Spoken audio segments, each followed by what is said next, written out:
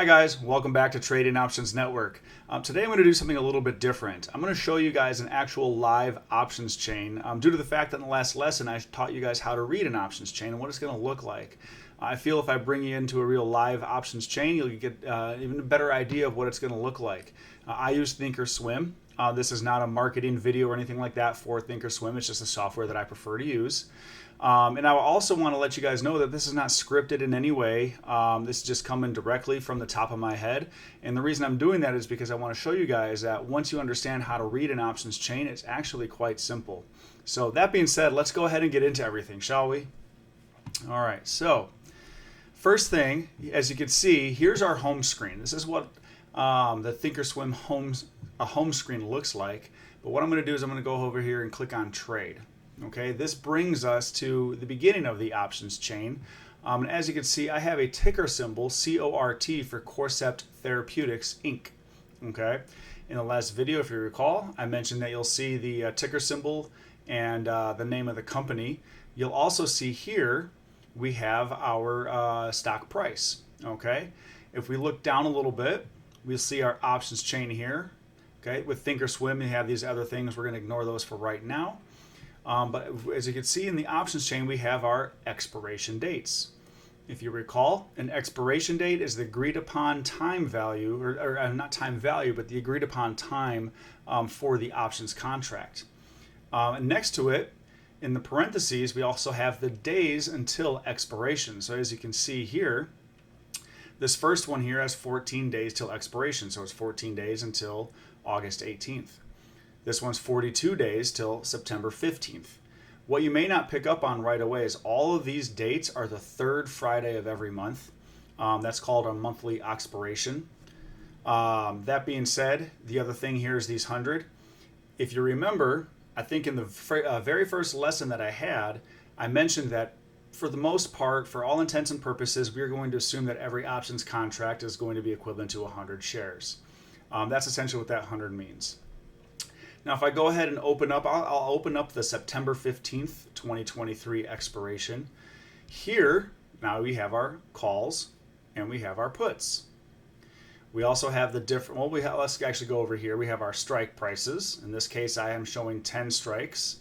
Thinkorswim allows us to, change it to 4 all the way up to all it looks like. I just have it to the 10. And we have our, for all intents and purposes, are at the money strike, about 31. Again, technically it's not at the money because they're not exactly the same, but as a trader, we typically will say the closest strike to the stock price is at the money.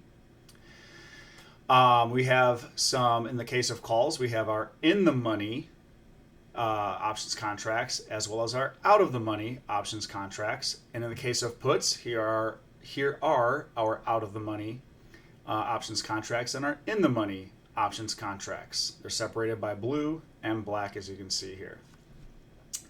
We also see our bid and our ask for all of our calls and our puts.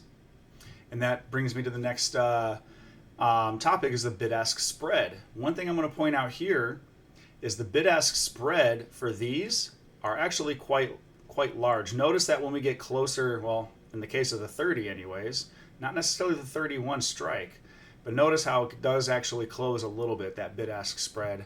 Not even really so much for the puts, maybe a little bit, but not that much.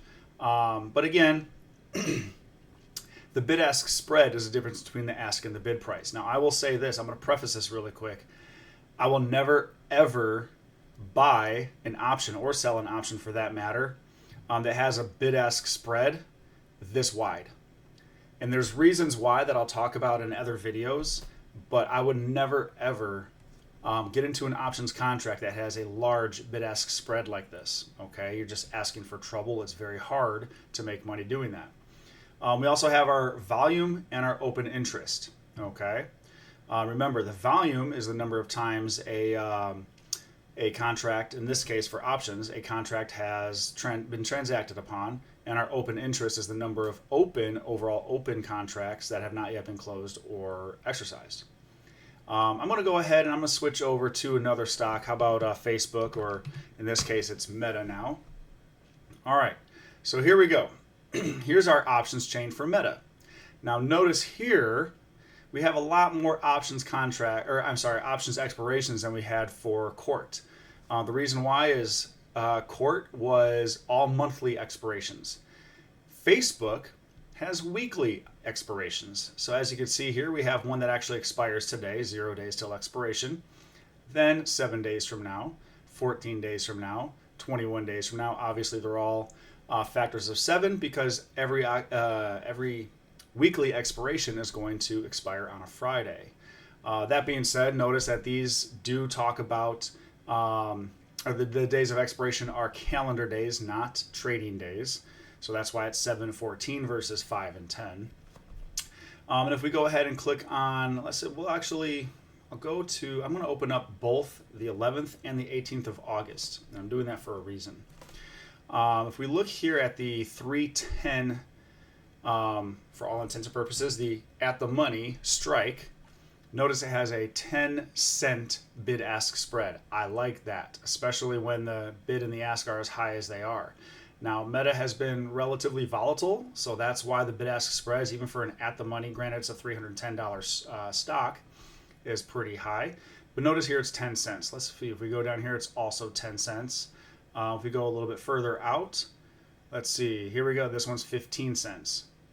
Okay, this one is, let's see, the 310, 15 cents. Let's see about this monthly, also 15 cents. So in this case, what I wanted to show, but it's not actually shown because Meta is a highly, highly liquid stock, is that oftentimes the monthly expirations are going to have tighter bid-ask spreads than the weeklies. If I picked a different stock, maybe like Abbott or maybe what's another one, 3M, for example, they all have weeklies as well, I believe. But they're not as liquid, meaning they're not traded as much as, say, Facebook. So what you would probably see is the monthly expirations have a tighter bid-ask spread than the weekly expirations. As you can see, the reason why is if we look down here, a little further down, notice our last weekly expiration is the end of September, and then after that is only monthlies. So the reason why you typically see a tighter bid-ask spread on the monthly expirations versus the weeklies is because obviously the monthlies are traded a lot longer. Now let's go to the good old S&P 500 ETF, also known as SPY. All right, check this one out. If we look at this one actually has daily expirations. Now it's very, very rare. I think only that off the top of my head, the only ones I can think of are SPY and SPX. One's the actual S&P. The other one is the S&P ETF. This is that. SPY is the ETF. SPX, if I go ahead and go there, that's the actual index itself. I don't know why it doesn't. There it goes. It also has the dailies. Okay, let's go back to SPY. All right, so here we have our daily options contracts, or options expirations. And as you can see here, these ones are extremely tight bid-ask spreads, typically a penny to a couple of pennies here. Now, if we get further in the money, it does gap up a little bit. Same with further out of the money. Actually, not so much because they're so low, and this one's only 0 days till expiration. If I were to go to, like, say, August 8th, which is 4 days till expiration, so that would be, what, Tuesday, I believe? Next Tuesday, anyways. Today's Friday. Here we have a 2-cent bid-ask spread, 2-cent bid-ask spread, 3-cent bid-ask spread. Over on the puts, we have a 2-cent and a 2-cent and a 2-cent and a 1-cent bid-ask spread. So again, the S&P ETF are going to be extremely tight because it is traded pretty much more than anything else, with the exception of maybe a couple of ticker symbols. Let's see here. What else should I talk about? There was something else I wanted to hit on. Oh, that's right. It wasn't necessarily anything specific in regards to the options chain, but again, I did mention in the last video that oftentimes the software that you're using will allow you to customize the options chain to something you would like. So as you can see here in layout, I have volume and open interest. I can customize it to have essentially whatever I'd like. Here is a delta, gamma, theta, vega. These are called the It slipped in my mind. The Greeks, sorry. I'll have a video that talks about the Greeks and what they all stand for. They all have their own values and everything, but that'll be a whole lesson.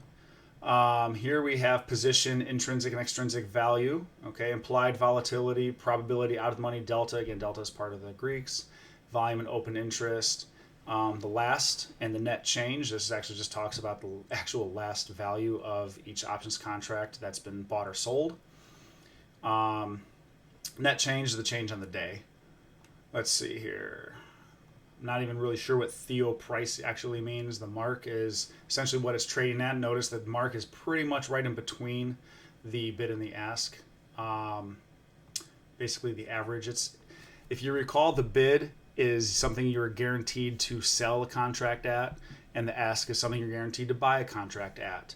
The mark is basically smack dab in the middle. It's kind of like the average of the bid and the ask. Oftentimes, if you were to put in an order to open or close, at the mark price, you'll probably get filled, especially on a highly liquid stock like SPY. Okay, let's go back really quick to intrinsic and extrinsic. If you recall, the intrinsic value is essentially the value that you would have if you were to exercise your option. It's always going to be the strike, or the difference between the strike and the stock price. So if I look at the 446 call right now, okay, the stock price is 447.84. Again, it's going to be changing pretty much every second. But again, 446 minus 447.84 gives me an intrinsic value of $1.84, which makes sense. Okay, the extrinsic value is $3.56. And it's changing. Of course, it changes every second. Every time someone buys or sells this contract, it's going to change. But the reason why the extrinsic value is so high is because the actual value of the premium of this option, okay, is essentially $5.38-39, right in that range. So the way you calculate extrinsic value is you take the premium, you subtract the intrinsic value, and that's how you get your extrinsic value. Now, Thinkorswim does it based off of the mark price, which you just learned was essentially the average of the bid and the ask, right smack dab in the middle. Okay. But again, the intrinsic value is the value you have if you were to exercise your options. The extrinsic is essentially everything else based on in that premium. If we go over here and look at a put, I'm going to look at an out of the money put. Okay, notice the intrinsic value for out of the money puts is all zeros. If we go over here, the out of the money calls, the intrinsic value is all zero because if you were to exercise it, you have no value there. In essence, you wouldn't exercise it because why would you, in the case of calls, buy a stock at say 450 when it's only worth 447? You wouldn't do that. Same thing with the puts. You wouldn't sell something at say 445 when you could sell it at 447. Again, the intrinsic value of the puts is all going to be strikes that are higher. The intrinsic values of the calls are all going to be the strikes that are lower because again, you want to buy low and sell high. And again, last but not least, I'll say it one more time: the extrinsic value is simply just the difference, the difference between the premium, the overall premium, and the intrinsic value. Just subtract the two. I really hope this kind of helps a little bit more. It kind of just helps reiterate everything we learned in the last lesson. If you have any questions, don't hesitate to reach out. You can always email me at support@tradingoptionsnetwork.com. And as always, don't forget to bookmark our page, tradingoptionsnetwork.com. Subscribe to our YouTube channel at youtube.com/@thetradingoptionsnetwork. And of course, you can follow us on Facebook, Instagram, or TikTok to keep up with all of our new content that's being uploaded. So that being said, again, I hope this really helped you guys. Gave you just a little bit more of an idea of what an options chain looks like, how to read it. Again, if you do have any questions or anything like that, don't hesitate to reach out. That being said, I hope you guys have a great rest of your afternoon.